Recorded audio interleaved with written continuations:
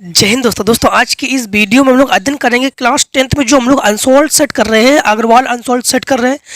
हमने हर एक वीडियो में आपसे यही हमने कहा है कि अगर कोई भी अनसॉल्व सेट आप लोग कर रहे हो, चाहे राजीव का कर रहे हो, चाहे एचएम का कर रहे हो, चाहे एक्स का कर रहे हो, चाहे अरियंत का कर रहे हो, चाहे किसी का भी कर रहे हो, मान लो कि आप लोग कुछ भी नहीं देखोगे, सेट 1 2 3 5 4 6 7 नहीं देखोगे, आप लोग केवल ये देखोगे और समझ जाना कि हाँ हम लोगों का यही सेट है।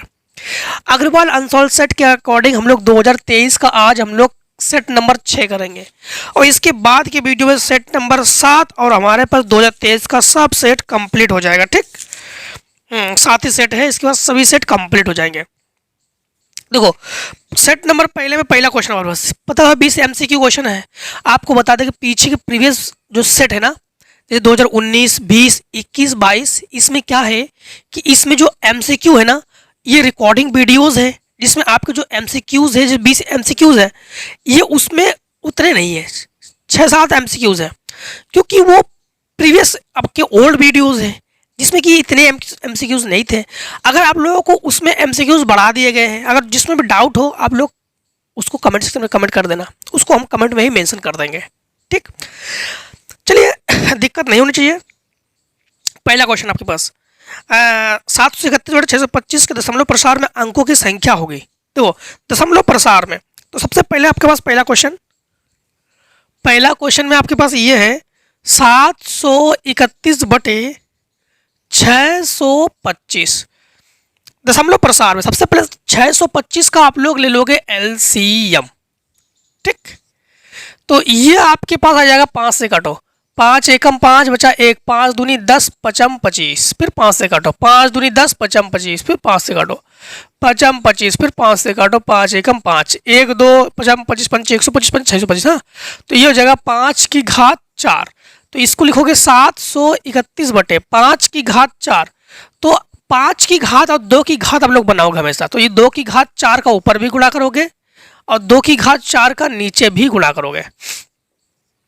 घात कॉमन है तो ये होगा 731/2 की घात 4, मतलब 2 दूनी 4 दूनी 8 दूनी 16। हाँ, 2 दूनी 4 दूनी 8 दूनी 16। ठीक है, और ये हो जाएगा 5 दूनी 10, 10 की घात 4।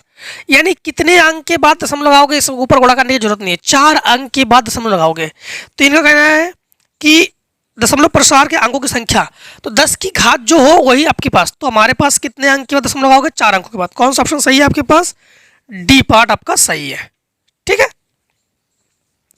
इसका बिंदु एक्स वाई और -x -y के बीच की दूरी, तो बीच की दूरी आई हो, इसको लगा लोगे आप लोग? नहीं लगा पाओगे? लगा लोगे। तो बीच की दूरी आप लोग कैसे लगाओगे? दूसरा में है आपके पास x, y और -x, -y, ये x1 y1 x2 y2 बीच की दूरी। हमेशा हमने आपको सिलेबस पढ़ाते समय भी आपसे यही हमने कहा था कि हमेशा फार्मूला लिख लिख के किया करो, तो फार्मूला तैयार ही करने की जरूरत नहीं होती, फिर फार्मूला ऐसे ही तैयार कर लोगे आप लोग। बीच की दूरी का फार्मूला होता है अंडर रूट में x1 - x2 का whole square plus y1 - y2 का होल स्क्वायर। इसके अकॉर्डिंग मान रखोगे। जब मान रखोगे तो ये आ जाएगा आपके पास। बोर्ड एग्जाम में अगर देखो सारे के सारे एमसीक्यू पढ़ते रहो तो बोर्ड एग्जाम में एमसीक्यू को कोई जरूर नहीं हल करके दिखाओ। आपके पास ओएमआर सीट तो दिए जाएंगे, उस ओएमआर सीट में आप लोग केवल गोला करना है आपको। तो ये हो जाएगा आपके पास x1 की जगह x और ये -x है तो +x, तो x का होल स्क्वायर। इसी प्रकार प्लस y + y का होल स्क्वायर, तो ये आ जाएगा आपके पास 2x का होल स्क्वायर और ये हो जाएगा 2y का होल स्क्वायर। तो ये हो जाएगा आपके पास 4x square plus 4y square. 4 ले लो कॉमन, तो x square plus y square. तो इसको निकालो, 4 को निकालोगे 2, तो ये हो जाएगा x square plus y square. कौन सा ऑप्शन सही है आपके पास? सी पार्ट आपका सही है। ठीक है, सी पार्ट को ऐसे गोला कर लेना। इसके बाद क्वेश्चन दूसरा, दी गई संख्याओं में अभाज्य संख्या होगी। अभाज्य संख्या किसे कहते हैं? जिसमें किसी संख्या से स्वयं के अतिरिक्त किसी और से भाग ना दे सको उसे अभाज्य संख्या कहते हैं। 0, तो 0 एक, अच्छा 0 तो सभी संख्याओं से 0 को भाग लगा सकते हो, 0 से भाग लगा सकते हो, 0 को भाग लगा सकते हो। 1 ना तो भाज्य है और ना ही अभाज्य है। 2 एक अभाज्य संख्या है और 8 भाज्य संख्या है। तो हमारे पास सी पार्ट सही है, 2 एक अभाज्य संख्या है। दो एक अभाज्य सम संख्या है। ठीक। हाँ, किसी धनात्मक पूर्णांक q के लिए प्रत्येक धनात्मक पूर्णांक का रूप है। किसी धनात्मक पूर्णांक q के लिए प्रत्येक धनात्मक पूर्णांक का रूप है। तो धनात्मक पूर्णांक, हमारे पास धनात्मक पूर्णांक सम के लिए हमने आपको बता दिया था 2q होता है, और विषम के लिए आपके पास क्या होता है 2q प्लस 1 होता है। तो आपके पास कौन सा ऑप्शन सही है? इसका सी पार्ट सही है, 2q। क्वेश्चन नंबर 5 में साइन a प्लस बी का मान दिया गया, कॉस a माइनस बी का मान दिया गया, और a और b का मान आप लोगों को ज्ञात करना है। सबसे पहले क्वेश्चन नंबर 5, क्वेश्चन नंबर 5 में है इस प्रकार से, साइन a प्लस बी बराबर आपके पास है √3/2, और इस प्रकार से कॉस a माइनस बी ये है आपके पास √3/2। a और b का मान ज्ञात करोगे। सबसे पहली बात तो ये है कि समझते जाना, ये आ जाएगा साइन a प्लस बी बराबर, ये साइन 60 का मान है, साइन से साइन कैंसिल, तो a प्लस बी बराबर 60, समीकरण 1। तो ये तुम्हारे पास कॉस a माइनस बी, ये कॉस 30 का मान है, ये कॉस 30, कॉस से कॉस कैंसिल, तो a माइनस बी बराबर 30, समीकरण 2। समीकरण 1 और 2 को जोड़ो क्योंकि चिन्ह अलग अलग है ना, तो ये आ जाएगा आपके पास a प्लस बी बराबर 60 और a माइनस बी बराबर 30, इससे कैंसिल, 2a बराबर 90, 45 दूनी 90, तो a बराबर आपके पास आ जाएगा 45, और a का मान समीकरण 1 में रख दो। जब 1 में रख दोगे तो 60 से 45 घटा लोगे तो b बराबर हो जाएगा 15। तो आप लोग कहोगे कि a बराबर 45 और b बराबर 15। कौन सा ऑप्शन सही है आपके पास? पहला ही ऑप्शन सही है आपके पास। ठीक, पहला ही ऑप्शन सही है आपके पास, a बराबर 45, b बराबर 15। Question number 6, 1 minus ten square 30 और 1 प्लस टेन स्क्वायर 30 का मान आप लोग ज्ञात कीजिए। देखो ये कॉस 2a का फार्मूला ही है, तो थीटा की जगह हमारे पास 30 है, तो 30 दूनी 60, तो कॉस 60, और कॉस 60 का मान क्या होता है? कॉस 60 का मान होता है 1/2। तो कौन सा ऑप्शन सही हो जाएगा आपके पास? B part. फिर से एक बार, 1 माइनस टेन स्क्वायर ए प्लस 1 माइनस टेन स्क्वायर ए बटे 1 प्लस टेन स्क्वायर है, ये कॉस 2a का फार्मूला है, लेकिन a की जगह यहाँ पर 30 है, तो कॉस 2 इंटू 30 हो जाएगा, तो कॉस 60, और कॉस 60 का मान 1/2। तो आंसर कौन सा ऑप्शन सही है आपके पास? B part. यदि समीकरण x square minus 4x plus के बराबर 1 मूल 6 है तो के का मान ज्ञात कीजिए। इसको तो आप लोग अच्छे से उड़ा दोगे, क्योंकि अभी तो हम लोगों ने सेट 5 जेड में हम लोगों ने इसी को पढ़ा है, इसी के बारे में अध्ययन कर लिया है। तो एक्स जहाँ जहाँ एक्स है वहाँ वहाँ आप लोग 6 रख दोगे और आपके पास -12 आंसर आ जाएगा। ठीक, जहाँ जहाँ एक्स है वहाँ वहाँ 6 रख देना। हाँ, 1 मूल 6 है ना, 6 रख देना, मस्त तरीके से के का मान आ जाएगा -12। दो संख्याओं का योगफल 24 है, उनमें से एक संख्या दूसरी संख्या की दोगुनी है, तो संख्याएं क्रमशः होगी। तो दो संख्याओं का योगफल 24 है, दो संख्याओं का योगफल 24 है। देखो सबसे पहले ऑप्शन से क्लियर कर दे रहे इनका कहना, देखो बोर्ड एग्जाम में कैसे समझेंगे, हल करने की जरूरत नहीं, ऐसे बता देंगे। हल भी कर, अगर हल की बात कहो तो हल भी कर देंगे। ठीक है, हम ऐसे क्लियर कर देंगे। सबसे पहला ऑप्शन देखो 16,8 है, 16 और 8 को जोड़ो 24, ऑप्शन बिल्कुल सही होना चाहिए। दूसरा 12 और 6 है, तो 12 और 6 जोड़ो तो 18। तीसरा है 18 और 9, 18 और 9 को जोड़ो 27। और 14 है, चौथा है 14 और 7 तो जोड़ो 21। तो पहले ही ऑप्शन सही है हमारे पास। इनका कहना दो संख्या का योगफल 24 है, तो 18 और 6 जोड़ो, 16 और 8 जोड़ो तो 24। तो पहले ऑप्शन सही है, हल करने की जरूरत नहीं है। ठीक, क्योंकि बोर्ड एग्जाम में समय बहुमूल्य है। क्वेश्चन नंबर 9, दो समरूप त्रिभुजों के क्षेत्रफलों का अनुपात है। तो बार बार हमने कहा त्रिभुज के क्षेत्रफलों का अनुपात जो है उसके भुजाओं के वर्गों के अनुपात के बराबर करते हैं। तो क्षेत्रफलों का अनुपात 81 अनुपात 121, मतलब 81 9 का वर्ग है, 121 11 का वर्ग है, तो 9 अनुपात 11 आंसर हमारा ए पार्ट सही है। क्लियर। ए भुजा वाले समबाहु त्रिभुज के शीर्ष के आधार पर डाला गया लंब की लंबाई √3/2a, इसे हम लोगों ने अभी सेट नंबर 3 में हल किया है। आप लोग पढ़ चुके हो, सेट 3 और 4 में हल किया है। कैसे हल किया है? मस्त तरीके से हल किया है, दिखाया था त्रिभुज रूप बना के पूरा। ठीक है, तो √3/2a। 11 नंबर, 1/2 सेंटीमीटर व्यास वाले किसी ठोस अर्धगोले का संपूर्ण पृष्ठीय क्षेत्रफल होगा। देखो इसको, देखो 11 नंबर।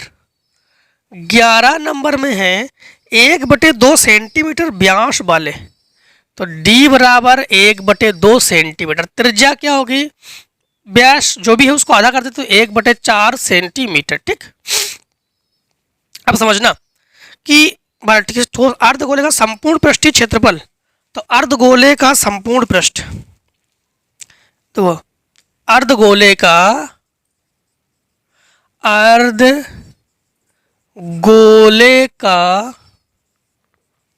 संपूर्ण पृष्ठ ये होता है 3πr²। मान रख दो फटाफट इसमें। देखो यहाँ पर यस संपूर्ण पृष्ठ यस से लिख रहे हैं 3π इंटू आर का मान हमारे पास 1/4, तो यह जगह 3/16 पाई वर्ग सेंटीमीटर। ठीक, कौन सा ऑप्शन सही है आपका? बी पार्ट सही है। कौन सा ऑप्शन सही है? बी पार्ट सही है। क्वेश्चन नंबर 12, 6 सेंटीमीटर त्रिज्या वाले वृत्त का एक चाप 60 अंश का कोण आंतरित करता त्रिज्य खंड का क्षेत्रफल आप लोग ज्ञात कीजिए। 12 नंबर में थीटा बराबर आपके पास क्या है? थीटा बराबर 60 है, त्रिज्या आर बराबर 6 है, त्रिज्य खंड का क्षेत्रफल लगा दोगे तो त्रिज्य खंड का क्षेत्रफल θ/360 पाई r²। ठीक है, थीटा का मान रखे हैं कि ना रखे, ऑप्शन में देख लेते हैं ना। इनका साफ साफ मना है, इन्होंने कहा बिल्कुल मत रखिए, क्षेत्रफल को भले ही ऐसे लिख लीजिए, थीटा की जगह 60 रख लीजिए और 360 को वैसे उतार दीजिए, लेकिन पाई को बिल्कुल टच मत कीजिए और आर की जगह 6 × 6 लिख दीजिए। इससे इसको कैंसिल कर दीजिए, इसको कैंसिल कीजिए, इसको कैंसिल कीजिए, तो ए बराबर 6 पाई लिखने में शर्म किस बात की, 6 पाई वर्ग सेंटीमीटर। ठीक, सी पार्ट सही है। ऑप्शन कौन सा? ऑप्शन सी।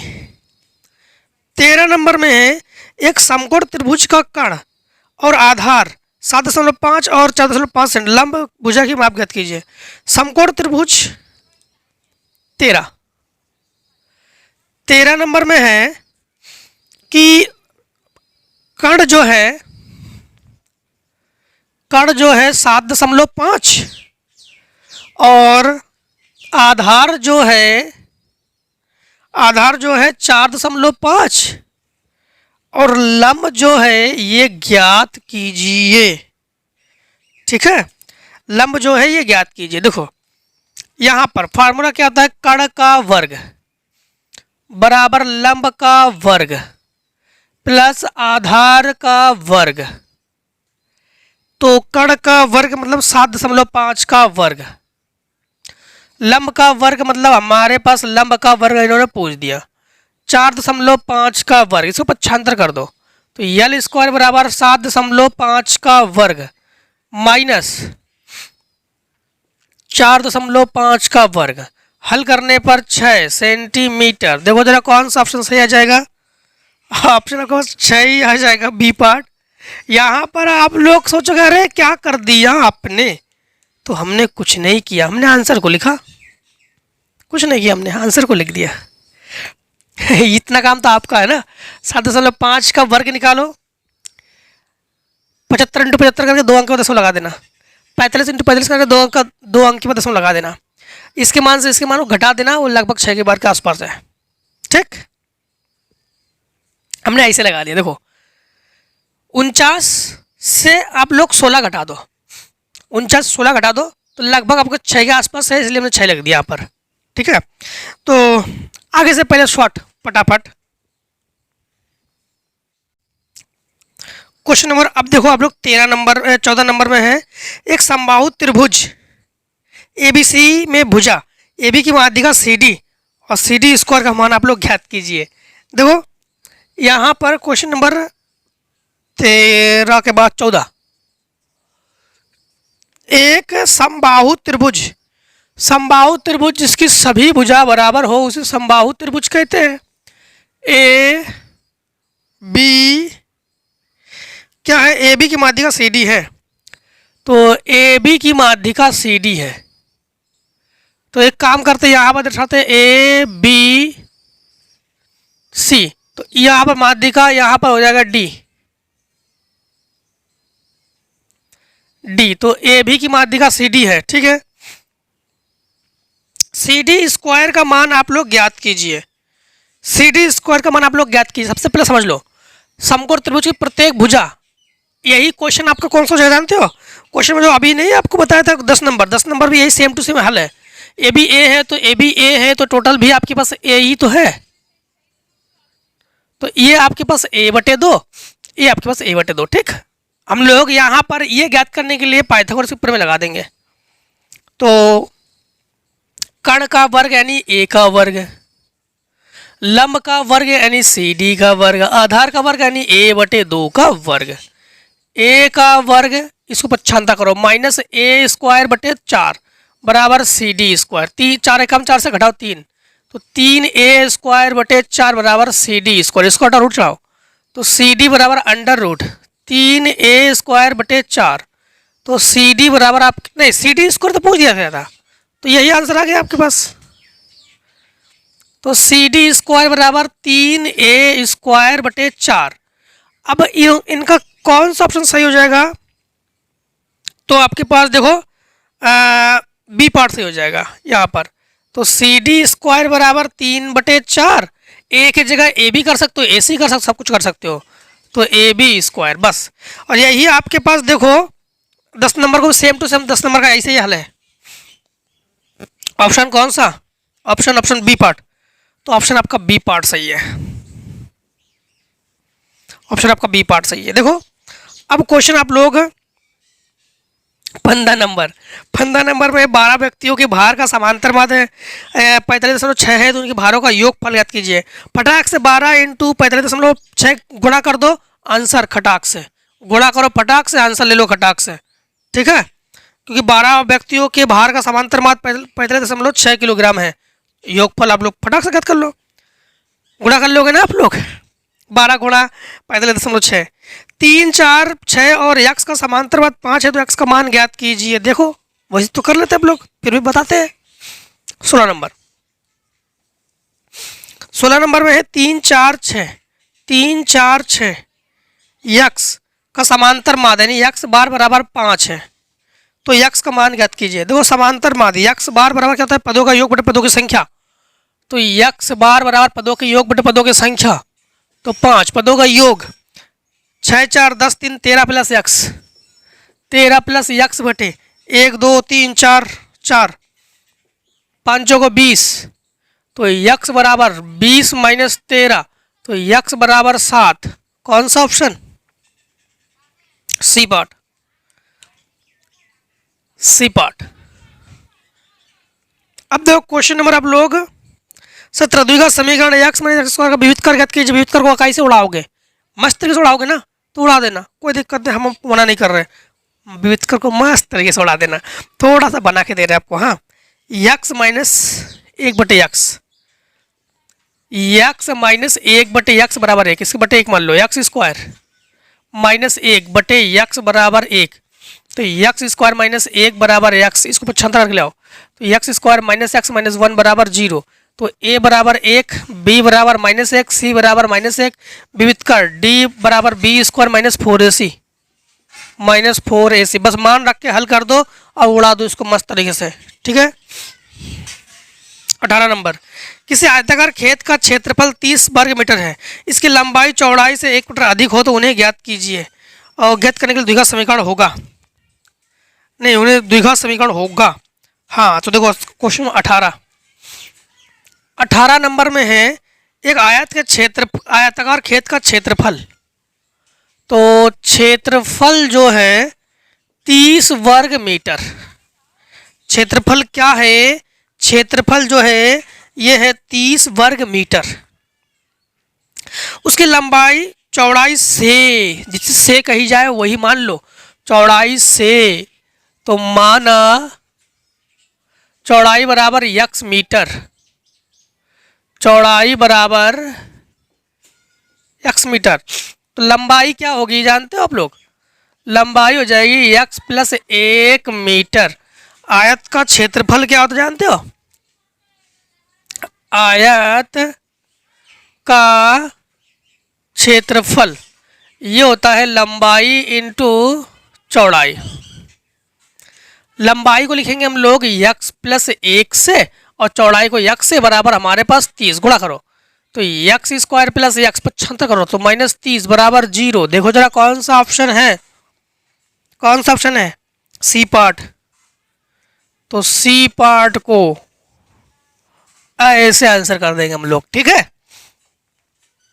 हाँ 19 नंबर, किसी बारंबारता बंटन के लिए माध्य और माध्यक, तो बंटन के लिए बहुलक का मान आप लोग ज्ञात कीजिए। ऐसा कोई सेट नहीं है 2023 का जितने भी सेट हम लोगों ने हल किया है हर एक सेट में ये सवाल पूछा जरूर गया है, भले ही मान डिफरेंट हो। इसीलिए इस क्वेश्चन को मस्त तरीके से अच्छे से अध्ययन करना, समझना। इस सवाल को तो याद रख लो क्योंकि हर एक सेट में 7 सेट है, 6 सेट हल कर रहे हैं हम लोग, 6 सेट में ये क्वेश्चन है, 7वें सेट में भी ये है। तो ऐसे इसके फॉर्मूला जरूर याद रख लो। हाँ तो माध्य है आपके पास 26.1 और माध्यक है 25.8। बहुलक जो है ये ज्ञात करो, बहुलक जो है ये ज्ञात करो। बहुलक बराबर फार्मूला क्या होता है, बहुलक बराबर 3 इंटू माध्यक माइनस 2 इंटू माध्य, ठीक है। तो ये आ जाएगा आपके पास 3 इंटू माध्यक का मान क्या है हमारे पास 25.8, 26.1, 8 तरीका 24 बचा 2, 5 ते 15, 2 17 बचा 1, 3 दूनी 6 और 1 7, 2 1 कम 2, 6 दूनी 12 बचा 1, 2 दूनी 4 और 1 5, तो 4 से 2, 7 से 5, 7 से 2, 25.2, ये हो जाएगा 2 2 4, 5 2 7, 5 2 7, 25.2। सी पार्ट सही है। कौन सही है आपके पास, सी पार्ट। क्वेश्चन नंबर आपके पास 20, केंद्रीय प्रवृत्ति की माप है, बारंबारता नहीं। बारंबारता तो हम लोग केंद्रीय प्रवृत्ति की माप में निकालते हैं। केंद्रीय प्रवृत्ति की माप कौन है, माध्य है, बहुलक है, ठीक है। माध्य है, बहुलक है और माध्यक है, ये आपके केंद्र प्रवृत्ति की माप है। 3 मापें हैं, 3 मापें ये तो है, बहुलक माध्यक और माध्य, इसको माध्यिका भी कहते हैं, ठीक है। बस यही 3 केंद्र प्रवृत्ति की माप है। तो बारंबारता इसमें हम लोग लेते हैं, संचय बारंबारता भी इसको ज्ञात करते हैं, वर्गांतराल नहीं बहुलक, ठीक। डी पार्ट सही है। अब आ जाओ आप लोग क्वेश्चन नंबर 1 पे। तो जब हल करोगे तो लिखोगे उत्तर 1, उत्तर 1 और का को हल करोगे तो का लिखो, का है क्या, का है। तो उत्तर 1 का में है बिंदुओं 2 कमा बॉय, 2 कमा बॉय और 10 कमा 3 के बीच की दूरी 10 है। तो बॉय का मात्रक ज्ञात करो, बॉय का मान ज्ञात करो, ठीक है। देखो सबसे पहले इसे मान लो x1, इसे मान लो y1, इसे मान लो x2 y2। तो बीच की दूरी हमारे पास फार्मूला होता है x1 माइनस x2 का whole square plus y1 minus y2 का whole square, x1 minus x2। तो 2 माइनस, सबसे पहले तो 2 माइनस 10 का whole square plus y1 y minus 3 का होल स्क्वायर बराबर 10। दोनों पक्षों में वर्ग कर लो, वर्ग से रूट कैंसिल, यह 8 का वर्ग 64 plus a square plus b square plus 2ab बराबर 100, 95 करके ले आओ। तो y square minus 6y plus इन दोनों को जोड़ो तो 73 माइनस 100 बराबर 0। तो y square minus 6y minus 27 बराबर 0, 9 3 27। हाँ तो y square minus 9y plus 3y minus 27 बराबर 0। तो एक कोष्टक में y माइनस y ले लो कॉमन, तो y माइनस 9 प्लस 3 कॉमन, तो y माइनस 9 बराबर 0। तो y बराबर माइनस 3 और 9। तो देखो जरा कौन सा ऑप्शन तो नहीं है, तो यही है y का मान -3 और 9। ठीक, बस अब देखो एक खा, तो क्या करोगे, शॉर्ट करोगे आप लोग, तो कर लो। क्वेश्चन नंबर 1 का खा देखो, x और 1/x का माध्य यम है, तो एक्स क्यूब और 1/x क्यूब का माध्य आप लोग ज्ञात कीजिए। देखो सबसे पहले आप लोग क्वेश्चन नंबर 1 का खा तो आप लोग लिखोगे बोर्ड एग्जाम में इस प्रकार से कि उत्तर डालोगे और 1 डालोगे और खा डालोगे। ठीक, हाँ यहाँ पर आप लोग लिखोगे कि x और 1/x का माध्य यम है, समझना। तो समांतर माध्य, आपको समांतर माध्य ये होता है समांतर माध्य बराबर पदों का योग बटे पदों की संख्या। क्लियर, समांतर माध्य को हम लिखेंगे यम से, हमारे पास यम है किस किस का, x और 1/x पदों का योग बटे पदों की संख्या 1 2, इसको गुणा में पहुंचा दो, तो x प्लस 1/x बराबर ये हो जाएगा 2m। अब देखो यहाँ पर इनका कहना है x क्यूब और 1/x क्यूब का समांतर माध्य, तो हमारे पास देखो x क्यूब, तो मान लिया हम लोगों ने x क्यूब और प्लस 1/x क्यूब बटे 2, क्योंकि 1 2 इसका समांतर माध्य इन्होंने पूछ दिया। सबसे पहले तो हम लोग क्या करेंगे, देखो यहां पर घन कर लो, तो हम लोग करेंगे दोनों पक्षों में घन करने पर, घन इसलिए करेंगे क्योंकि घन में है, तो ये हो जाएगा x प्लस 1/x का घन बराबर 2m का घन। तो घन खोलो, देखो a क्यूब, समझना a cube a plus B का होल क्यूब क्या होता है, a प्लस बी का whole cube, a cube plus B cube plus 3ab कोष्टक में a प्लस बी। क्लियर, यहाँ पर समझना a की जगह x है और b की जगह 1/x है, तो x cube plus 1/x cube plus 3 into X into 1/x A B और कोष्टक में x प्लस 1/x बराबर 2 का क्यूब 8 और ये हो जाएगा यम क्यूब। यहाँ पर इससे ये कैंसिल, तो ये हो जाएगा x cube plus 1/x cube plus 3 और x plus 1/x, x plus 1/x का मान है 2m, तो ये हो जाएगा 2m। फिर से एक बार x plus 1/x, x plus 1/x की जगह 2m, तो 2m बराबर हमारे पास हो जाएगा 8m क्यूब। इसे पक्षांतर कर दो, ठीक, तो ये आ जाएगा हमारे पास, समझते जाना कि x cube plus 1/x cube बराबर 3 दूनी 6m, तो ये जाएगा 8m क्यूब माइनस 6m। यहाँ पर 2 ले लो कॉमन, 2 ले लो कॉमन, ठीक है, तो x cube plus 1/x cube बराबर 2 कॉमन ले लो तो हो जाएगा m 4m cube minus 3m, इसको बटे में पहुँचा दो, तो x cube plus 1/x cube बटे 2, ठीक, बराबर ये आ जाएगा 4m क्यूब माइनस 3m।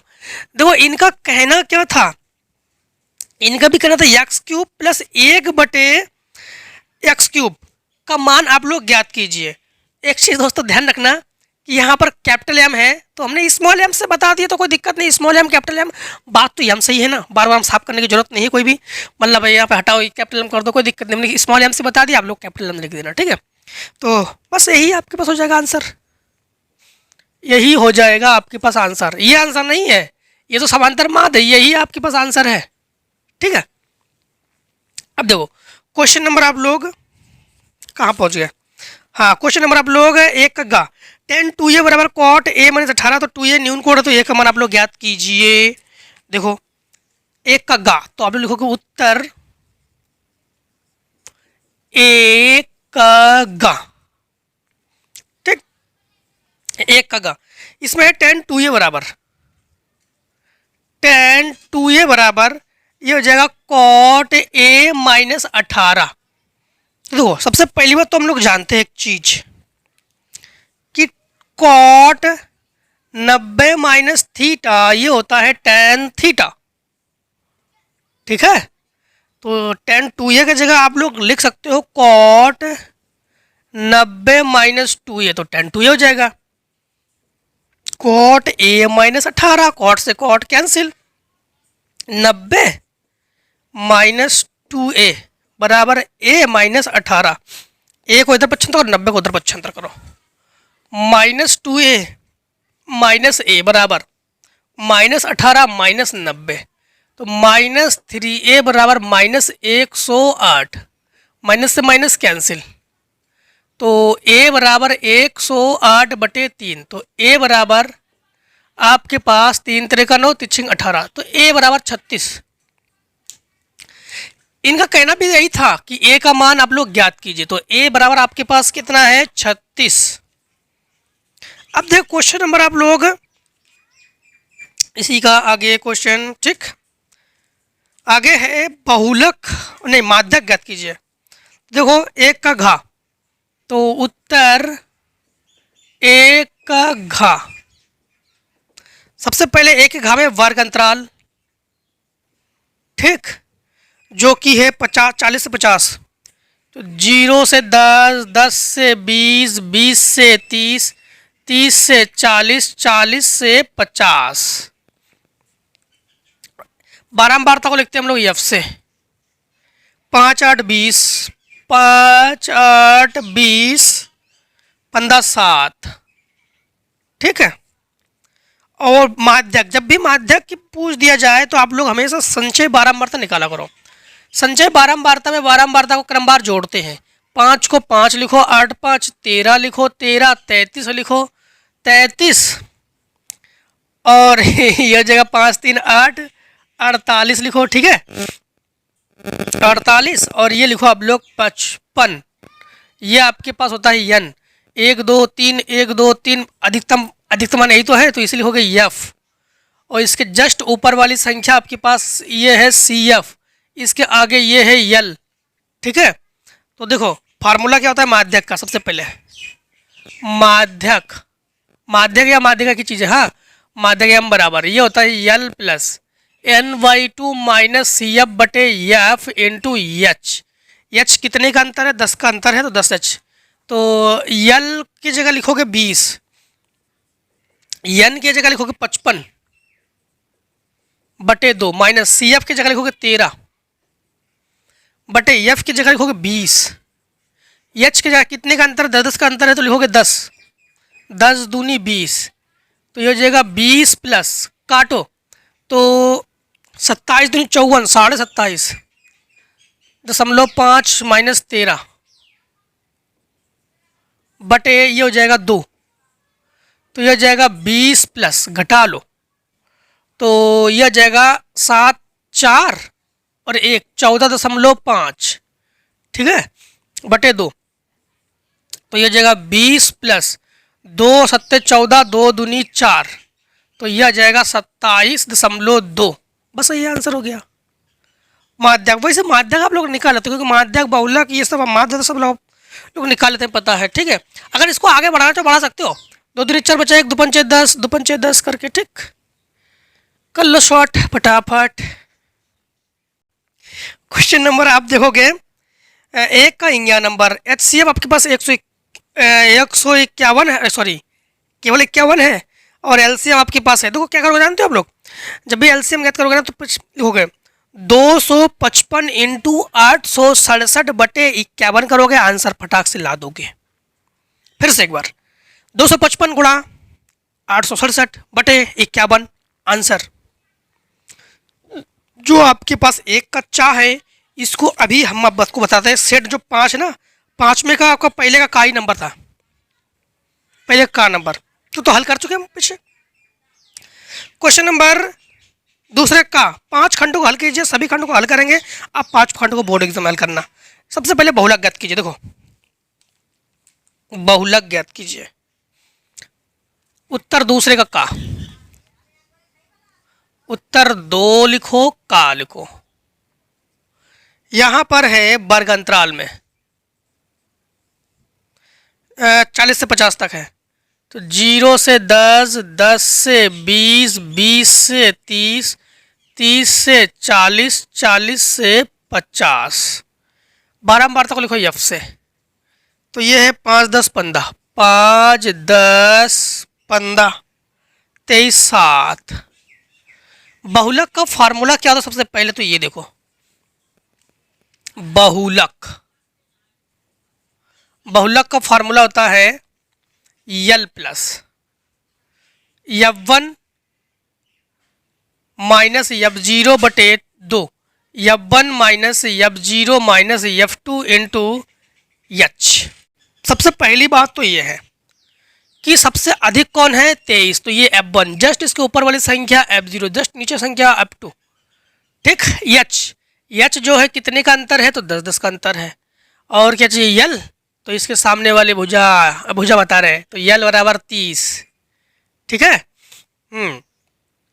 तो यल की जगह लिखोगे 30 प्लस F1 की जगह लिखोगे 23, F0 की जगह लिखोगे 15, 2 23 दूनी 46 माइनस, अब देखो F0 और F2 को जोड़ दो, 15 और 7 को जोड़ दो तो 22 इंटू 10, तो यह हो जाएगा 30 प्लस ये घटा दो तो कितना बचेगा? 8, ये 4 2 24 इंटू 10, 8 त्रिका 24, तो 3 30 प्लस 3 त्रिका 9, 3 त्रिका 9, तो 30.3।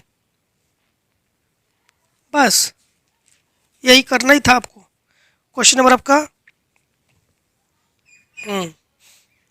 ठीक है, एक बार फिर से चेक कर लेते हैं। 3 त्रिका 9, अरे रुक जाइए, 30 नहीं 33, 30 और 3 33, तो 33.3, ठीक। अब आंसर हो गया। अब देखिए क्वेश्चन नंबर आप लोग आगे, दूसरे का खा, सिद्ध कीजिए कि बाह्य बिंदु से वृत्त पर खींची गई दो स्पर्श रेखाओं की लंबाइयां बराबर होती है। दो इनका कहना क्या है? दूसरे का खा, ठीक है। दूसरे का खा, तो आप लोग उत्तर 2 और खा। सबसे पहले इनका कहना क्या है? सिद्ध कीजिए किसी बाह्य बिंदु से वृत्त पर खींची गई दो स्पर्श रेखाओं की लंबाइयां बराबर होती है। तो सबसे पहले एक वृत्त की बात की गई है, तो सबसे पहले एक वृत्त बनाओ। ये बना लिया वृत्त, और ये है वृत्त का केंद्र। वृत्त का केंद्र हम लोग क्या रहते हैं? ओ। हमने आपसे हमेशा यही कहा है कि जब भी आपके पास वृत्त की बात की जाए तो आप लोग लिखोगे दिया है, दिया है, COR एक वृत्त है। तो एक स्पर्श रेखा यूं खींचते हैं और एक स्पर्श रेखा यूं खींचते हैं, ठीक। स्पर्श रेखा और स्पर्श बिंदु, ये स्पर्श बिंदु है, और केंद्र को मिलाने वाली रेखा ये स्पर्श रेखा पर लंब होती है। ये स्पर्श बिंदु और ये केंद्र, स्पर्श बिंदु और केंद्र को मिलाने वाली रेखा स्पर्श बिंदु पर लंब होती है, ठीक। इसको चाहो तो आप लोग मिला सकते हो, यहाँ पर O, यहाँ पर P, यहाँ पर A, यहाँ पर B, ठीक है। इस चित्र को आप लोग ऐसे भी बना सकते हो कि किसी किसी अनसॉल्व में हमने ऐसे, किसी किसी सेट में हमने ऐसे हल किया है, तो बात तो एक ही है ना। इस चित्र को आप लोग ऐसे भी बना सकते हो, ऐसे भी बना सकते हो, ठीक। ये आपके ऊपर डिपेंड है। यहां पर सिद्ध करना है, सिद्ध करना है। सिद्ध करना क्या है कि PA जो है ये PB के बराबर है, PA PB के बराबर, क्योंकि स्पर्श रेखा, जो स्पर्श रेखा की लंबाई है वो बराबर है। रचना करेंगे, रचना किया हम लोगों ने, रचना क्या किया हम लोग? OB OA OP को मिलाया, यानी OA OB तथा OP को मिलाया, ये हम लोगों ने रचना किया, ठीक। अब आ जाओ उपपत्ति पर।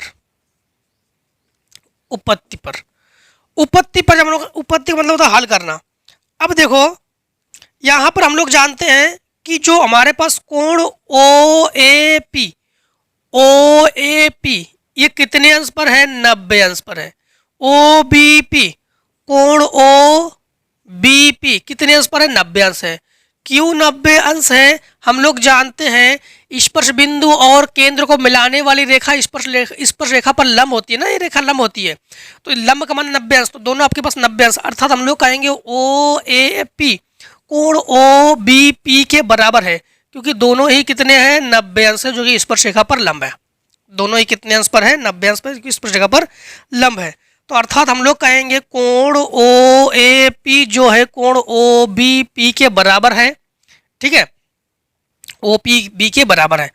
अर्थात आप लोग कहोगे कि अगर समरूप त्रिभुज लोगे तब भी समरूपता में ही बराबर है। अब देखो पी ए पी बी के बराबर है, तो हम लोग कहेंगे अतः पी ए जो है पी बी के बराबर है। बस ओ ए ओ बी के बराबर है, ए पी बी पी के बराबर है, पी ए बी पी के बराबर पी बी के बराबर है, बी ओ ए ओ के बराबर है। ऐसे करोगे, ठीक है। बस यही सिद्ध करना था,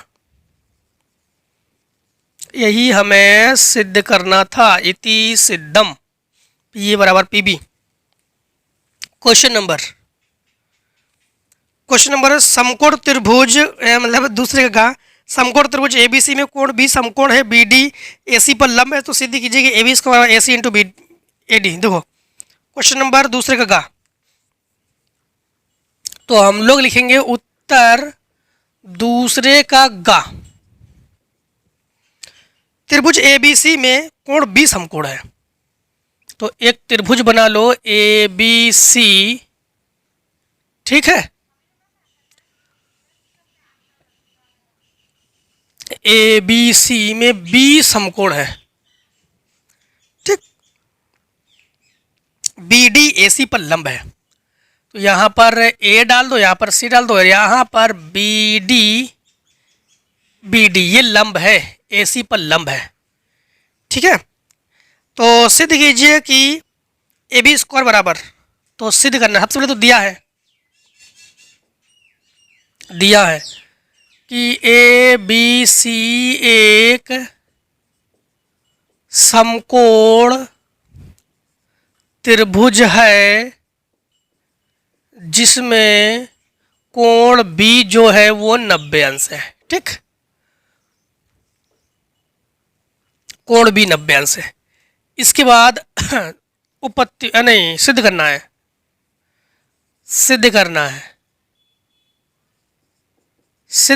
है ए बी स्क्वायर बराबर ए सी इंटू ए डी।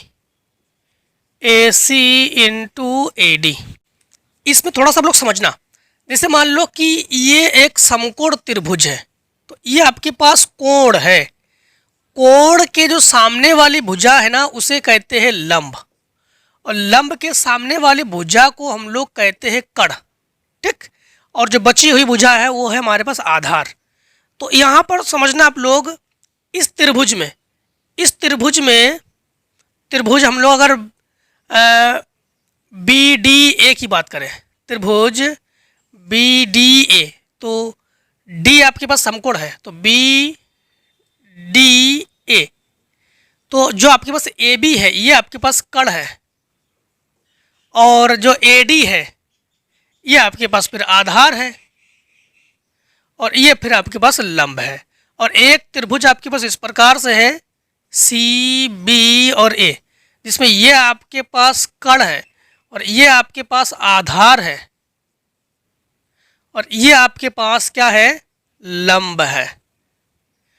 तो समझना इस प्रकार से कि त्रिभुज हम लोग ले लेंगे, त्रिभुज कौन कौन से बी ए डी तथा त्रिभुज सी ए बी में दोनों समरूप त्रिभुज के अंतर्गत है। तो हम लोग कहेंगे त्रिभुज बी ए डी ये समरूप है त्रिभुज सी ए बी। अब यहां पर आप लोग समझना, ए बी के बटे में कौन आएगा, ए बी के बटे में ए सी, ए बी के ए से बी आओगे तो ए से सी आओगे, तो ए बी के बटे में ए सी बराबर ए डी के बटे में कौन आएगा, ए डी इधर जा रहे हो तो ए डी के बटे में आएगा ए बी, ये इससे गुणा में पहुंचा दो, तो ए बी स्क्वायर ये इससे गुणा में पहुंचा दो, तो तो हो जाएगा ए सी इंटू ए डी। बस यही आपको प्रूफ करना था, यही आपको प्रूफ करना था। आप लोग कहोगे इति सिद्धम। ठीक है। क्वेश्चन नंबर दूसरे का घा। चलो घा इंगिया वगैरह से पहले आप लोग शॉर्ट कर लो इतने का। अब आप लोग करोगे दूसरे का घा नंबर। पुनीता की 2 वर्ष पूर्व आयु और अब से 4 वर्ष बाद की आयु का गुणनफल उसकी वर्तमान आयु के दोगुने से 1 वर्ष अधिक है, तो उसकी वर्तमान आयु आप लोग ज्ञात कीजिए। देखो सबसे पहले इनका कहना क्या है, दूसरे का घा नंबर में है। क्वेश्चन से बिल्कुल भी हम लोग घबराएंगे नहीं। बोर्ड एग्जाम से क्वेश्चन पढ़ने से पहले ही हार नहीं मानोगे, यार ये तो हम कर नहीं पाएंगे, ऐसा नहीं। कोशिश करने वालों की कभी हार नहीं होती है कि नहीं। अब देखो पुनीता की 2 वर्ष पूर्व की आयु अब से 4 वर्ष बाद की आयु का गुणनफल उसकी वर्तमान आयु के दोगुने से 1 वर्ष अधिक है। तो पहले वर्तमान आयु तो मान लो, तो मान लिया, माना पुनीता की वर्तमान आयु बराबर x वर्ष। कितने वर्ष बाद? 2 वर्ष पूर्व। तो 2 वर्ष पूर्व आयु, तो 2 वर्ष पूर्व आयु क्या करोगे जानते हो? बाद में आयु को जोड़ोगे, पूर्व आयु को घटाओगे, तो x माइनस 2 वर्ष। कितने वर्ष बाद? 4 वर्ष बाद। 4 वर्ष बाद पुनीता की आयु, तो x प्लस 4। पूर्व में आयु घटती है, बाद में आयु जुड़ती है। ठीक है। अब देखो प्रश्नानुसार,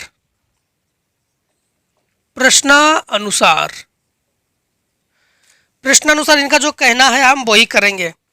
इनका कहना है कि पुनीता की 2 वर्ष आयु और 4 वर्ष बाद आयु का गुणनफल यानी x माइनस 2 और x प्लस 4 आयु का गुणनफल इनके वर्तमान आयु के दोगुने से 1 वर्ष अधिक है। दोगुने से 1 वर्ष अधिक है, 2x प्लस 1 अधिक है, तब उसकी वर्तमान आयु आप लोग ज्ञात कीजिए। देखो इसके साथ गुणा कर लोगे तो यह हो जाएगा x स्क्वायर, इसके साथ गुणा करोगे तो 4x, इसके साथ गुणा करोगे तो माइनस 2x और माइनस 8 बराबर माइनस 2x माइनस 1 बराबर 0। तो x स्क्वायर ये 4 ये कैंसिल, देखो ठीक है, तो 4 कैंसिल, तो ये बचा, ये दोनों जोड़कर -9, तो 9 बराबर 0 पक्षांतर कर दो, तो x बराबर 9, तो x बराबर आपके पास 3 वर्ष। प्लस माइनस नहीं करोगे, आयु को थोड़ी हम लोग माइनस करेंगे। क्वेश्चन तो आपका कितने नंबर का है? दूसरे घा तो 4 नंबर का है, दूसरे का घा 4 नंबर का है और बड़ा ही छोटा हल है। समझने की फेर है, बस समझने के ऊपर इसके 4 नंबर है। हाँ, क्वेश्चन नंबर दूसरे का इंगिया, निम्नलिखित समीकरण को हल कीजिए। तो समीकरण को तो आई होप आप लोग हल कर लोगे। कैसे? देखो ऐसे, उत्तर दूसरे का इंगिया, दूसरे के इंगिया नंबर में है 1/x माइनस 1/x माइनस 2 बराबर 3x और x is not equals to 0,2। ये 3x नहीं, केवल 3 कॉमा है ना, जान नहीं पड़ रहा। देखो यहाँ पर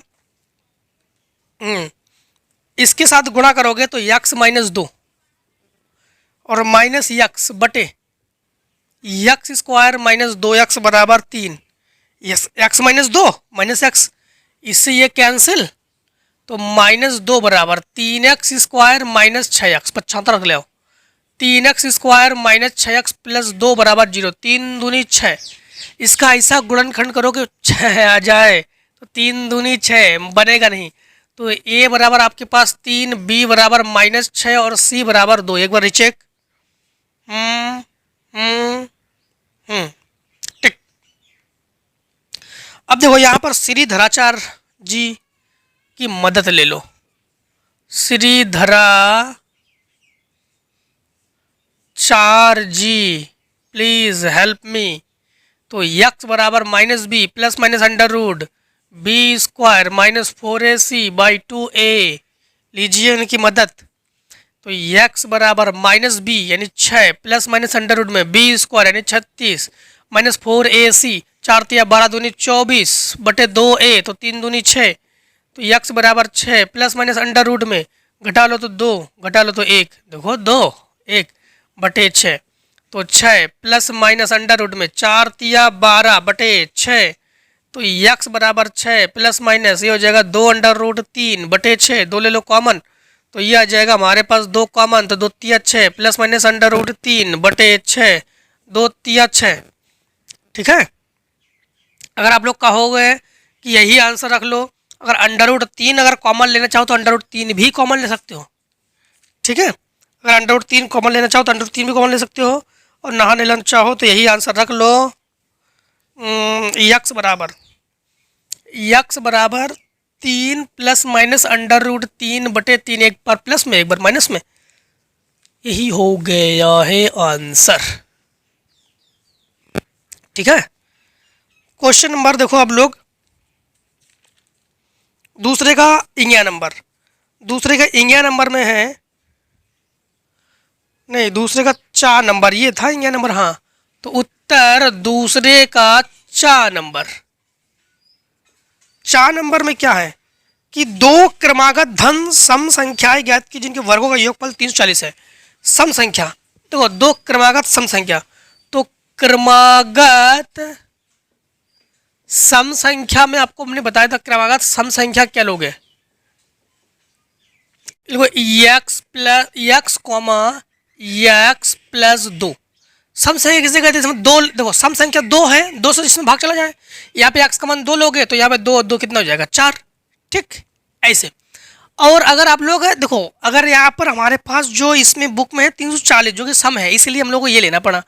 अब प्रश्नानुसार लगाओगे आप लोग, प्रश्नानुसार जिनके वर्गों का योग 340 है तो आप लोग लिखोगे x का वर्ग और x प्लस 2 का वर्ग बराबर 340, A square plus B square plus 2ab बराबर माइनस 340 बराबर 0। ठीक है, तो यह आ जाएगा 2x square plus 4x minus 336 बराबर 0। 2 है कॉमन तो ये हो जाएगा x square plus 2x minus 2 एक कम 2 2 छिंग 12 2 टे 16 बराबर 0। तो इसका गुणनखंड तो x स्क्वायर प्लस 14, चलो गुणनखंड कर लेते हैं, 168 का गुणनखंड करो कि 2 आ जाए, 2 अट्टे 16 2 चौको 8 2 चौको 8 2 दूनी 4 2 दूनी 4 2 एकम 2 3 7 21 7 एकम 7 7 दूनी 14 3 दूनी 6 दूनी 12 14 और 12 तो 14x माइनस 12x माइनस 168 बराबर 0। x हो गया कॉमन तो x प्लस 14 और माइनस 12 कॉमन तो x प्लस 14 बराबर 0। x प्लस 14 और x माइनस 12 बराबर 0 तो x बराबर माइनस 14 हो जाएगा जिसको हम लोग अग्राह कर देंगे और x माइनस 12 बराबर 0 तो x बराबर हो जाएगा हमारे पास 12। तो संख्याएं क्या हो जाएंगी, संख्याएं हमारे पास है एक है 12 और एक है 14, एक 12 यहाँ पर 12 2 14 तो संख्याएं क्या हो जाएगी 12 और 14। कर लो फटाफट, शॉर्ट करो जरा इतने को। क्वेश्चन नंबर तीसरे में भी 2 क्वेश्चन है अथवा में, अगर बोर्ड एग्जाम आपको यही करना है। ठीक है, बोर्ड एग्जाम देखो एक और बता दें, जो भी लॉन्ग वीडियो होगा ना आप लोग रेस्ट लेकर उसको पढ़ा करो जिससे कि आप लोगों को भी थकान महसूस ना हो। हाँ, क्योंकि लॉन्ग वीडियो है, कम से कम 1-1.5 घंटे की वीडियो तो है ही, क्योंकि आपको पता है कि पूरे वन शॉट चला रहे हैं हम लोग, वन शॉट, क्योंकि आप लोग इस क्वेश्चन को 3 घंटे में सॉल्व करोगे, इसीलिए हम सोचते हैं कि आप तक कम से कम 1 घंटा 20 से 30 मिनट तक हम इसको सॉल्व करके आपको दे दें, जिससे कि आप लोग इसको अच्छे से पढ़ पाओ। ठीक है, तो हमेशा टारगेट लेके सॉल्व किया करो, टारगेट लेके कि जैसे सर इसको 1.5 घंटे में सॉल्व कर रहे हैं तो हम इसको 1 घंटे में सॉल्व करने की पूरी कोशिश करेंगे। मतलब माइंड को एकदम शार्प बना लो और हाथों की स्पीड को बढ़ा लो और माइंड को एकदम शार्प बना लो। ठीक, ऐसे टारगेट, क्योंकि हम तो समझा के आपको 1.5 घंटे में वीडियो कवर कर रहे हैं ना, समझा के फिर 1.5 घंटे में वीडियो कवर कर रहे हैं। आप लोग समझ कर फिर तो केवल एक कंटिन्यू आपको वीडियो, मतलब कंटिन्यू आपको क्वेश्चन लगाने हैं। तो इसलिए आप लोग माइंड को शार्प करके हाथों को स्पीड बढ़ाकर कम से कम 1 घंटे में सॉल्व करने की कोशिश करो, तब बोर्ड एग्जाम में जो क्वेश्चन आएंगे तब आप लोग उसको 2 घंटे में सॉल्व कर पाओगे, 2 घंटे 20 मिनट तक सॉल्व कर पाओगे। ये टारगेट लगाया करो। और बाकी जो आपके पास बचेंगे 40 मिनट, इसमें आप लोग रीचेक कर लिया करो, कहीं कुछ मिस्टेक है, कोई धोखे से मिस्टेक भी हो जाता है, मिस्टेक तो नहीं है। और इसके बाद वेरिफिकेशन वगैरह जब करने आएंगे तो उसका 10-15 मिनट 20 मिनट तो आपको ले ही लेंगे इसे। ठीक, तो देखो क्वेश्चन नंबर तीसरा, क्वेश्चन नंबर तीसरा तो आप लोग लिखोगे उत्तर, उत्तर 3 में क्या है कि 5/(x-1 प्लस 1/(y-2) बराबर 7/4 समीकरण 1। ये है आपके पास 6/(x-1 माइनस 2/(y-2) बराबर 1/2 समीकरण 2। अब लोग क्या करोगे जानते हो, देखो यहाँ पर 2 की कमी है, तो समीकरण 1 में 2 से गुणा करके 2 से जोड़ने पर, क्योंकि चिन्ह अलग अलग है, 5 दूनी 10/(x-1 प्लस 2/(y-2) बराबर 2 से गुणा करोगे तो यहाँ पर तो ये कैंसिल होकर 7/2 बचेगा। यहाँ पर 6/(x-1 माइनस 2/(y-2) बराबर 1/2, ये कैंसिल, ये हो जाएगा 10 16/(x-1 बराबर, ये हो जाएगा 7 और 1 8 और ये 2 4, तो इससे गुणा में पहुँचा दो, 4 एकम 4 4 चौको 16, तो ये जाएगा x-1 बराबर 4, तो x बराबर ये आ जाएगा 5। तो एक आंसर आप लोगों ने ज्ञात कर लिया है। ठीक है, तीसरे का जो क्वेश्चन तीसरा था ना, एक आंसर आप लोगों ने ज्ञात कर लिया है। इसका मान आप लोग समीकरण चाहे 1 में रख दो चाहे 2 में रख दो, कोई दिक्कत नहीं, तो हम लोग 1 में इसको रख दे रहे हैं। तो जब 1 में रखोगे आप लोग तो 5/5 माइनस 1, एक्स की जगह 5 माइनस 1 प्लस y-2 यानी 1 है यहाँ पर बराबर 7/4 पर छंत्र कर दो, तो 1/y-2 बराबर 7/4 माइनस 5/4, दोनों का हर बराबर है, तो 1/y-2 बराबर ये 2/4, तो ये जगह 2 दूनी 4, तो इसको गुणा कर लो तो 2 बराबर y-2, इसको 75 रख लो तो y बराबर हो जाएगा 4 आंसर। तो x बराबर 5 y बराबर 4 बस आंसर। ठीक है, अब देखो आपके पास क्वेश्चन नंबर तीसरे का अथवा, हम यहाँ पर दोनों करके दे रहे हैं, आप लोग बोर्ड एग्जाम में कोई एक ही करोगे, ये ध्यान रखना विशेष। ठीक है, कि दोनों सरल मिल जाए, आप दोनों को उड़ा दो एकदम से, क्योंकि मस्त तरीके से आप लोग पढ़ रहे हो और हमें विश्वास है कि कहीं ऐसा ना हो। अब बोर्ड एग्जाम में कठिन को हल नहीं करोगे, हमेशा सॉल्व कर करोगे। 2 क्वेश्चन में जो सॉल्व है, मतलब जो सरल है उसी को हल करोगे, जो सिंपल है, जो जिसमें 5 क्वेश्चन करने के लिए कह दिया जाए उसमें जो सरल सरल क्वेश्चन है उसी को सॉल्व करोगे आप लोग। 30 किलोमीटर की दूरी यात्रा करने में यदि एक व्यक्ति को 60 किलोमीटर रेलगाड़ी द्वारा और शेष बस द्वारा तय करता है तो कुल 4 घंटे लगते हैं। यदि 100 किलोमीटर रेलगाड़ी से और शेष बस से तो 10 मिनट अधिक लगते हैं। तो रेलगाड़ी और बस की क्रमशः चाल ज्ञात कीजिए। तो पहले मान लो इसमें, माना रेल कौन कौन है, रेलगाड़ी है और बस, तो माना रेलगाड़ी की चाल बराबर x किलोमीटर प्रति घंटा, बस की चाल बराबर y किलोमीटर प्रति घंटा। ठीक है, अब इनका कहना है 300 किलोमीटर की दूरी, तो दूरी बराबर हमारे पास इनका कहना है 300 किलोमीटर। अब प्रथम शर्त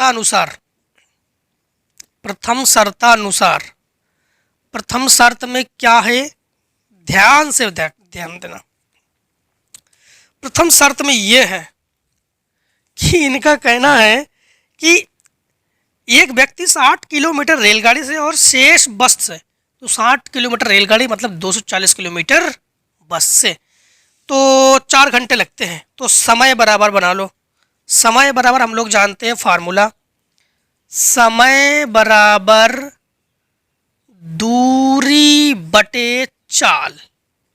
ठीक, समय बराबर दूरी बटे चाल। एक काम करते हैं हम लोग, दूरी है ना, और चाल बराबर दूरी बटे समय, ये भी जानते हम लोग। चाल बराबर दूरी बटे समय। तो थोड़ा सा यहाँ पर लॉजिक समझना कि 60 किलोमीटर रेलगाड़ी, तो दूरी है 60 और चाल हमारे पास रेलगाड़ी x प्लस 240 बटे वाई, कितने घंटे? 4 घंटे लग रहे हैं। ठीक, कितने घंटे लग रहे हैं? 4 घंटे। इसके बाद द्वितीय शर्त, द्वितीय शर्त, द्वितीय शर्त में क्या है समझना आप लोग। द्वितीय शर्त में है कि 100 किलोमीटर रेलगाड़ी से, तो 100 बटे x प्लस शेष बस से, यानी 200, 300 में 200 बस से, तो 10 मिनट अधिक लगते हैं। 10 मिनट अधिक का मतलब है इस समय से 10 मिनट अधिक घंटा, मतलब 4 घंटे 10 मिनट, तो 10 बटे 60, एक जो किलो कैंसिल, 24 और 25, तो 25 बटे 6। यहाँ पर एक चीज़ रखना, हम लोग यहाँ पर समीकरण 1 में गुणा करो 10 से, यानी समीकरण 1 में गुणा करो 10 से तो हो जाएगा 600, और समीकरण 2 से गुणा करो 6 से तो हो जाएगा 600। तो ये इसमें घटा दो, इस समान चिन्ह है, तो ये गुणा करो 10 से, तो 10, ये 600 बटे x, 10 से तो 2400 बटे y बराबर 40। ठीक है, यहाँ पर हम लोग 6 से गुणा कर रहे हैं, तो 600 बटे x प्लस 6 दूनी 1200 बटे y बराबर 6 से गुणा करोगे तो 6 6 कैंसिल, तो ये बचेगा केवल 25, घटाओगे तो माइनस माइनस प्लस, ये कैंसिल। ठीक, इन दोनों को घटाओगे तो 1200 बटे y, तो 1200 बटे y, और इन दोनों को घटाओगे तो 5, ठीक, 3 1 15, इसको पहुँचा यहाँ पर, इसको पहुँचा यहाँ पर, तो y बराबर हो जाएगा 1200 बटे 15, 15 अट्ठे 120, तो हम लोग कहेंगे y बराबर 80 किलोमीटर प्रति घंटा। y का मान समीकरण 1 में रख दो, एक आंसर। तो y का मान समीकरण चाहे 1 में रख दो चाहे 2 में रख दो, 1 में रख दो। तो जब 1 में रख दोगे तो ये आ जाएगा हमारे पास 60 बटे x और प्लस 240 बटे y का मान 80 बराबर 4, तो 8 त्रिका 24, तो 60 बटे x बराबर 4 माइनस 3, तो 60 बटे x बराबर 1, तो x बराबर 60 किलोमीटर प्रति घंटा। तो ये दोनों चालें हम लोगों ने ज्ञात कर ली। रेलगाड़ी की चाल 60 किलोमीटर प्रति घंटा और बस की चाल 80 किलोमीटर प्रति घंटा। ठीक है, दोनों हम लोगों ने ज्ञात कर लिया यहाँ पर। अब देखो क्वेश्चन नंबर आप लोग चौथा, तो इससे पहले इतने को शॉर्ट कर लो आप लोग। देखो क्वेश्चन नंबर आपके पास चौथा में है, जब सूर्य का उन्नयन कोण फाई से थीटा हो जाता है तो क्षैतिज तल पर खड़े एक स्तंभ की छाया a मीटर अधिक हो जाती है, स्तंभ की लंबाई ज्ञात कीजिए। सबसे पहले देखो स्तंभ हम लोग कैसे बनाते हैं जानते हो?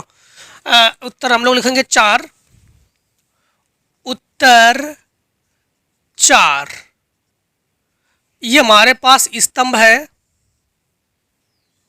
तो माना स्तंभ की ऊंचाई यानी लंबाई जो है h मीटर है, सूर्य का उन्नयन कोण फाई से थीटा हो जाता है, फाई, तो यहाँ पर उन्नयन कोण फाई है, फाई से क्या हो गया थीटा, ठीक है थीटा। तो क्षैतिज तल से खड़े एक आदमी की छाया, स्तंभ की छाया, क्षैतिज तल में खड़े एक स्तंभ की छाया a मीटर अधिक हो जाती है। सबसे पहले देखो, जब सूर्य का उन्नयन कोण फाई से थीटा हो जाता है, बिल्कुल सही बात है, तो क्षैतिज तल में खड़े एक स्तंभ की छाया, स्तंभ की छाया, इसकी छाया, ठीक, छाया a मीटर अधिक हो जाती है, स्तंभ की लंबाई ज्ञात कीजिए, a मीटर अधिक हो जाती है, मतलब पहले स्तंभ की जो छाया है वो हमारे पास x मीटर है, इसके बाद ये हो जाता है x प्लस a मीटर, ठीक, तो ये हो जाएगा हमारे पास a b c और d। तो सबसे पहले हम लोग जब इसको हल करेंगे तो समझना, तो सबसे पहले हम लोग त्रिभुज ले लेंगे, कौन सा त्रिभुज ए बी सी में या ए डी सी में, त्रिभुज ए डी सी में, तो ए डी सी में तो टेन थीटा लंब बटे आधार तो एच बटे एक्स प्लस ए। ठीक, हाँ अब देखो त्रिभुज ए बी सी में तो हो जाएगा टेन फाई लंब बटे आधार तो एच बटे एक्स।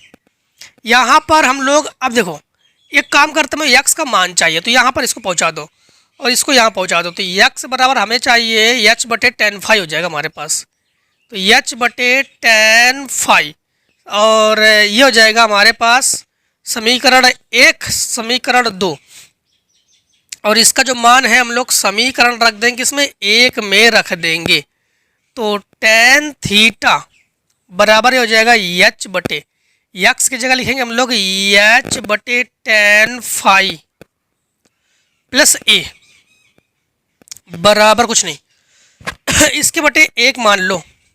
ठीक है, तो ये हो जाएगा हमारे पास टेन थीटा बराबर एच बटे इसके साथ गुणा करोगे तो एच प्लस इसके साथ गुणा करोगे तो ए टेन फाई बटे ये हो जाएगा टेन फाई को एकदम इसके गुणा में पहुंचा दो तो टेन थीटा बराबर ये हो जाएगा हमारे पास एच टेन फाई बटे एच प्लस ए टेन फाई, इसके गुणा में पहुंचा दो इसके गुणा हो जाएगा तो हो जाएगा एच टेन थीटा और प्लस ये हो जाएगा A tan theta tan phi बराबर ये हो जाएगा एच टेन फाई। हम लोग एक काम करते हैं, इस एच को उठाकर इधर पक्षांतर कर देते हैं। ठीक है, इसको तो पक्षांतर कर ले आते हैं तो ये हो जाएगा हमारे पास ए टेन थीटा और टेन फाई बराबर H tan phi minus H tan theta, H ले लो कॉमन तो एच जब कॉमन लोगे तो हो जाएगा tan phi minus tan theta बराबर ये हो जाएगा A tan theta tan phi, इसको बटे में पहुंचा दो तो एच बराबर A tan theta tan phi बटे tan phi minus tan theta. इसी को आंसर के रूप में रख लेंगे। हमसे क्या पूछा गया है एक बार हम लोग और चेक कर लेते हैं, ये मीटर में। ठीक, इनका कहना था कि हाँ लंबाई, स्तंभ की लंबाई तो क्या हो जाएगा हमारे पास टेन फाई। अब देखो अगर आप लोग यहाँ पर एक काम करते हैं, वो इसे गलत नहीं है, यहाँ पर फाई पहले इसलिए फाई यहाँ पे लिख रहे हैं, थीटा बाद में इसलिए थीटा बाद में लिख रहे हैं, कोई दिक्कत नहीं, बात एक ही है। ठीक, मीटर में। अब देखो क्वेश्चन नंबर आप लोग चौथे का अथवा, 2 क्वेश्चन है, आप लोग बोर्ड एग्जाम को एक क्वेश्चन करना है, यहाँ पे दोनों क्वेश्चन हम करके दे रहे हैं आपको। चौथे का अथवा तो उत्तर 4 लिखोगे और अथवा लिखोगे। समझना, एक बहुमंजिल भवन के शिखर से देखने पर 4 मीटर ऊंचे भवन, तो भवन की ऊंचाई 4 मीटर। तो इस प्रकार से एक भवन बना लो, भवन की जो ऊंचाई है ये है 4 मीटर। ठीक, और इसके शिखर से देखने पर तल का अवनमन कोण 30 अंश और 45 अंश है। यहाँ से जब देखोगे तो ये जो अवनमन कोण है, अवनमन कोण 30 अंश और 45 अंश है, 30 अंश और 45 अंश है। दूरी मान लो x मीटर, दूरी मान लो x मीटर, की दोनों बराबर होती है, तो दूरी मान ली हम लोगों ने x मीटर। ठीक है, हाँ अब समझना आप लोग, इनका कहना है, एक चीज ध्यान रखना, अवनमन कोण के लिए हम लोग ऐसे ही बनाते हैं, तो यही है हमारे पास 30 अंश और 45 अंश जो भी है। इनका कहना है कि तल से बहुमंजिल भवन की ऊंचाई और दोनों भवनों के बीच की दूरी ज्ञात कीजिए। तो बहुमंजिल भवनों की ऊंचाई, तो टोटल भवनों की ऊंचाई ज्ञात करने के लिए यहाँ से इतना ऊंचाई हमने वाले h meter A B C D और ई।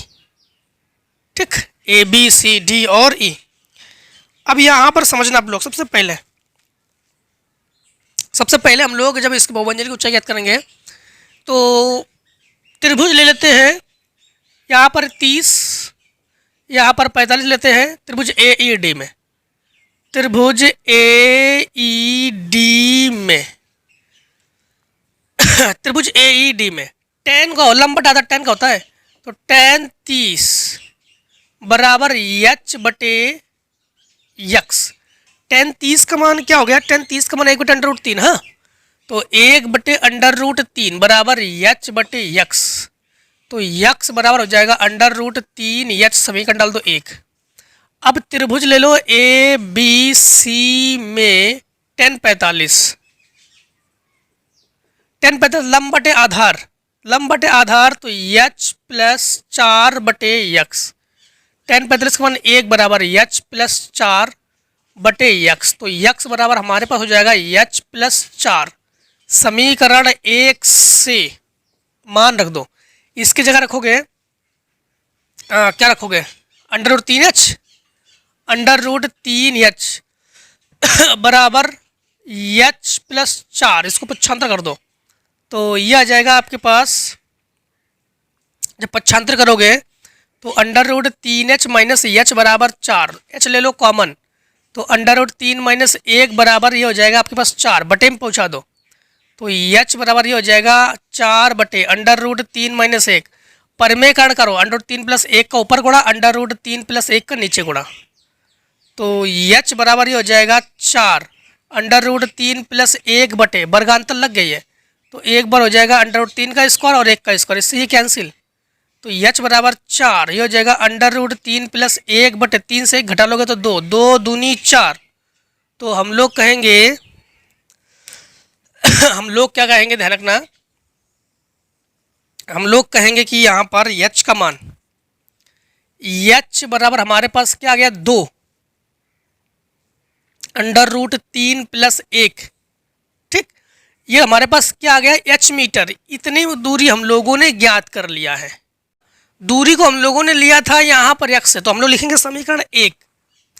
तो समीकरण 1 से x बराबर आप लोग लिखोगे √3 इंटू h की जगह लिखोगे, समझना आप लोग, h की जगह लिखोगे 2, फिर कोष्टक √3 प्लस 1, तो ये हो जाएगा x बराबर आपके पास 2 √3 और √3 प्लस 1, ये आ जाएगा दोनों बहुमंजिलों के बीच की दूरी। ठीक, दोनों बहुमंजिलों के बीच की दूरी। ठीक है, अब अगर आप लोग फिर ये तो बीच की दूरी है हमारे पास, और ऊंचाई, बहुमंजिल की ऊंचाई, तो आप लोग कहोगे बहु मंजिल की ऊंचाई। बहुमंजिल की ऊंचाई जो लोगे, तो आप लोग देखो यहाँ की ऊंचाई हमारे पास क्या है 2 √3 प्लस 1 प्लस यहाँ की ऊंचाई हमारे पास 4, 2 ले लो कॉमन, तो बचेगा 2, जब कॉमन लोगे तो √3 प्लस 1 प्लस 2, तो यह आ जाएगा 2 और यह हो जाएगा √3 प्लस 3, तो यह आ जाएगा आपके पास क्या चीज़, इसकी जो ऊंचाई है। तो बहुमंजिल की ऊंचाई तो आप लोगों ने ज्ञात कर लिया, और ये भी आप लोगों ने ज्ञात कर लिया। ठीक, दोनों चीज़ आप लोगों ने ज्ञात कर लिया। तो अब देखो आप लोग क्वेश्चन नंबर 5, तो पहले शॉर्ट कर लो आप लोग। क्वेश्चन नंबर 5 में देखो 21 सेंटीमीटर त्रिज्या वाले, ठीक 21 सेंटीमीटर त्रिज्या वाले, तो उत्तर लिखोगे आप लोग 5, 21 सेंटीमीटर त्रिज्या, यानी r बराबर 21 सेंटीमीटर, थीटा बराबर 60 अंश, आंतरिक चाप द्वारा बनाया त्रिज्यखंड का क्षेत्रफल और संगत जीवा द्वारा बनाया वृत्तखंड का क्षेत्रफल। तो त्रिज्यखंड का क्षेत्रफल क्या होता है आपको बताते हैं। देखो त्रिज्यखंड का क्षेत्रफल, तो त्रिज्यखंड का क्षेत्रफल ये होता है थीटा बटे 360 पाई r स्क्वायर। तो यहाँ पर थीटा बटे 360 यानी 60 बटे 360, पाई का मान 22/7, 3.4 तो नहीं, हाँ नहीं, और आर का मान है 21 इंटू 21, 7 या 21, ये 6, 3 दूनी 6, ठीक है, 2 से ये 11, तो यह आ जाएगा आपके पास। और कुछ है तो नहीं इसमें। 11 एकम 11 बचा 1, 11 दूनी 22 और 1 23, 231 वर्ग सेंटीमीटर क्षेत्रफल है ना। तो एक हम लोगों ने आंसर ज्ञात कर लिया है। ये हमारे पास क्या है, ये हमारे पास है त्रिज्यखंड का क्षेत्रफल। अब इनका कहना है वृत्तखंड का क्षेत्रफल। देखो जैसे यहाँ पर एक हम लोग वृत्त बना लेते हैं, ये आपके पास त्रिज्यखंड है। वृत्त की 1/4 को त्रिज्यखंड कहते हैं, ठीक है। और इनका कहना है कि संगत जीवा द्वारा बनाए गए वृत्तखंड का क्षेत्रफल ज्ञात कीजिए। जीवा द्वारा तो बनाए गए, तो ये हमारे पास जीवा है, जो कि हमारे पास P और Q जीवा है। तो वृत्तखंड का क्षेत्रफल हम लोग एक काम करते हैं कि एक दो त्रिभुज भी है और इस त्रिभुज का कोण है 60 अंश, मतलब ये समबाहु त्रिभुज है। तो त्रिज्यखंड का क्षेत्रफल तो समबाहु त्रिभुज का क्षेत्रफल आप लोग घटा देना। तो सबसे पहले आप लोग निकालोगे समबाहु त्रिभुज का क्षेत्रफल। तो समबाहु त्रिभुज का क्षेत्रफल √3/4 भुजा स्क्वायर, क्योंकि समबाहु त्रिभुज का क्षेत्रफल क्या होता है, √3/4 भुजा स्क्वायर। और 60 अंश होने के कारण हम लोग समझ रहे हैं कि समबाहु त्रिभुज है। तो √3/4 भुजा क्या है 21 × 21। तो √3 का मान आप लोगों को पता है 1 ये होता है आपके पास 1.732 और बटे 4 × 21 × 21 काटो 2 से, 2 दूनी 4, 2 8 16 बचा 1, 2 6 12, 2 6 12, ठीक। फिर 2 से काटो, 2 चौको 8, 2 तिया 6, 2 तिया 6, तो यह आ जाएगा 433 और इंटू 441। अब हम लोग एक काम करते हैं कि थोड़ा सा इसका मोबाइल का सहारा ले लेते हैं और गुणा कर लेते हैं। तो हमारे पास 433 इंटू 441, तो 190.53। तो ये आ जाएगा हमारे पास 190.53। अब निकालो आप लोग अभिष्ट वृत्तखंड का क्षेत्रफल ना। तो हम लोग कहेंगे वृत्तखंड का क्षेत्रफल यानी जीवा द्वारा वृत्तखंड का क्षेत्रफल। तो ये हमारे पास 231 और 190.53.00। जब घटा लोगे तो ये आ जाएगा 10 से 7, यहाँ आपके पास 9 से 4 और ये 0, यहाँ पर आपके पास 4, तो 40.47 वर्ग सेंटीमीटर ये हो जाएगा आंसर। अब पाँचवें का देखो, पाँचवें का अगर आप लोग अथवा करना चाहते हो तो बोर्ड एग्जाम में दोनों में से एक करना है। यहाँ पर हम अथवा भी करके दे रहे हैं आपको, ठीक है। तो उत्तर 5 और इसी का करोगे आप लोग अथवा, ठीक। अथवा में क्या है, 32 सेंटीमीटर ऊंचाई और 18 सेंटीमीटर आधार त्रिज्या। तो ऊंचाई तो h बराबर 32 सेंटीमीटर और r बराबर 18 सेंटीमीटर। एक बेलनाकार बाल्टी रेत से भरी हुई है। इस बाल्टी को भूमि पर खाली किया जाता है। इस रेत से शंखों का ढेरी बनाई जाती है। ढेरी की ऊंचाई 24 सेंटीमीटर है। ढेरी की ऊंचाई जो है 24 सेंटीमीटर है। और ढेरी की त्रिज्या और त्रिज्या की ऊंचाई ज्ञात कीजिए। ढेरी की त्रिज्या ज्ञात करो और त्रिज्या की ऊंचाई ज्ञात करो। एक देखो, एक बेलनाकार बाल्टी है। बेलन से हम लोग क्या बना रहे हैं, शंकु। जब भी किसी से किसी को बनाया जाता है तो हम लोग उसको बराबर लिखते हैं। तो प्रश्नानुसार बेलन का आयतन, क्योंकि बेलन से शंकु बना रहे हैं ना हम लोग, तो जब भी किसी को किसी से बनाया जाता है तो बराबर लिखा जाता है। तो बेलन का आयतन बराबर शंकु का आयतन। तो बेलन का आयतन हमारे पास ये होता है πr²h, πr²h। और ये शंकु का आयतन 1/3 πr²h। पाई से पाई कैंसिल, आर का मान रखो। R1 का मान है 32 नहीं 18, 18 × 18। H1 का मान है 32, 1/3। R2 का मान हमारे पास हम लोग ज्ञात करेंगे। H2 का मान हमारे पास है 24, 3 8 24, 8 चौको 32। तो इसको हटाओ, रूट चढ़ाओ, तो R2 बराबर अंडर रूट में ये हो जाएगा 18 का वर्ग इंटू 2 का वर्ग। तो वर्ग से निकालोगे तो ये हो जाएगा 18 × 2, तो 18 × 2, तो तो आप लोग कहोगे R2 बराबर 18 इंटू 2 अर्थात R2 बराबर 36 सेंटीमीटर। तो R2 आप लोग ज्ञात करोगे तो R2 बराबर 36 सेंटीमीटर। तिर्यक ऊंचाई भी ज्ञात करोगे आप लोग ना। तो तिर्यक ऊंचाई ये होता है L बराबर अंडर रूट में h² प्लस r²। तो L बराबर अंडर रूट में h का मान आपके पास क्या है 24, तो 24 का वर्ग। r का मान हमारे पास क्या है 36 का वर्ग। तो L बराबर 24 का वर्ग हमारे पास होता है 576 और 36 का वर्ग होता है हमारे पास कितना 36 का वर्ग निकाल लेते हैं हम लोग। तो 36 इंटू 36 1296। तो L बराबर जोड़ लो 6 6 12 बचा 1, ठीक, और 9 1 10 17 बचा 1, 5 2 7 और 1 8, 1872 सही है। देखो हमारे पास 1296 प्लस 576 1872, ठीक है। 1872 को हम लोग निकालो अंडर रूट से, तो 1872 का वर्गमूल ले लो। यूं ये जोड़ा ये 4 चौको 16, 4 से ले लो, 4 चौको 16 बचा 2 प्लस 4 करो 4 4 8, ये उतार लिया 72। कितने ले लोगे 9 नहीं 4 32, 3 से 3 तो 24, तो 3 3 त्रिका 9 3 अट्ठे 24, 12 से 3 और 6 से 2 23, ठीक है। तो लगभग हम लोग कहेंगे कि L बराबर ये हो जाएगा 43 और दशमलव।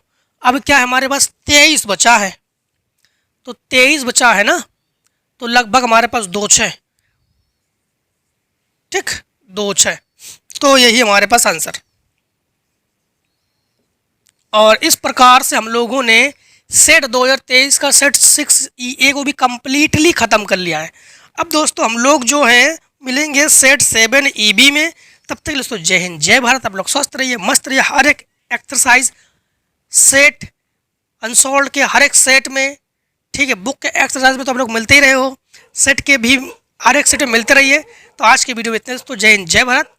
टेक ए स्क्रीनशॉट, कोई भी डाउट रह जाए तो कमेंट सेक्शन में जरूर कमेंट कर देना, हम उसको मेंशन जरूर कर देंगे, ठीक है। तो चलिए मिलते हैं नेक्स्ट वीडियो में।